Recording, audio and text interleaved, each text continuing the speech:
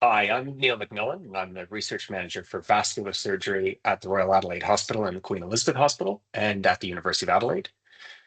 We manage chronic complex lower limb disease. That's both diabetes and cardiovascular disease in legs and feet. This is a really important emergent problem because we've got around 6,000 amputations in Australia every year from diabetes and cardiovascular complications. That's a For every one of those amputations, that's a 5-year mortality after amputation of about 50 to 80%, um, following through from toe amputations all the way up to above the knee amputation. But just as importantly, for patients, that's a huge quality of life burden. It's an impact to mobility, it's an impact to multimorbidity.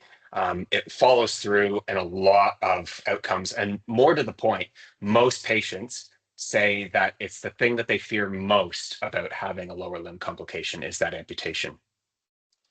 This is a really complex problem, and complex problems need complex solutions. I think one of the biggest, most complex problems that we have is how to deliver quality multidisciplinary care to people living in the regions.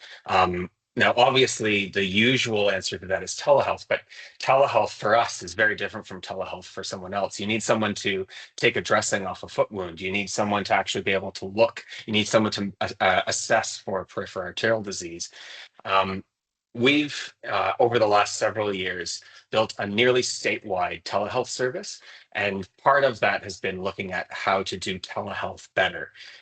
So we actually got an MRFF a few years ago now to explore advanced telehealth with augmented reality, better visual and audio quality, and better wound photography.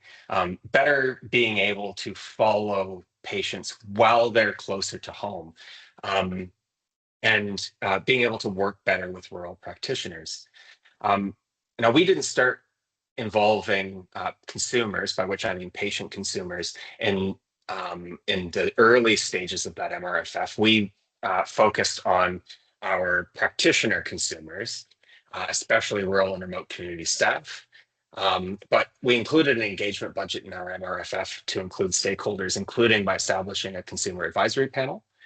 In this case, our consumers were patients who give feedback both on how technology might be accepted by patients, but especially on how best to involve patients and family in advanced telehealth consults. So the specific purpose of that consumer advisory panel is that MRFF Advanced Telehealth Project. But we're really lucky because the terms of reference of that panel allow us to present a whole bunch of different projects from within our program to get feedback on them as part of those quarterly sessions. So we do meet every few months. We've got 3 or 4 consumers at any given time with various backgrounds, by which I mean some are carers of people who have had amputations, and some are have been patients themselves. Some are early in a diabetes journey. And we also have a number of affiliates that sometimes we include under that umbrella to be able to pay them to, for example, give feedback on international guidelines for the first time in the diabetic foot space. Um, Panel members review materials and they provide feedback. One of the things that's been really valuable is for them to actually attend mock consultations where we organize, let's say, a student to pretend to be a patient so that we can actually show the consumer the telehealth in a fairly safe environment that they can see from end to end what those consults look like and give us a lot of feedback. Um, there's lots of little examples on how those consumers have benefited our research. And certainly they've given us lots of little feedbacks over time that have improved that project. But I would say the absolute most important thing about that consumer advisory panel is actually how much it changes my mindset and our group's mindset around making things benefit the consumer while we're designing them. Because we know we have to, at the end of the day, show the consumer advisory panel what we're doing and get feedback on it. And so we're actually thinking ahead from the patient's perspective while we're planning those things. And obviously, we're doing an iterative process as part of that.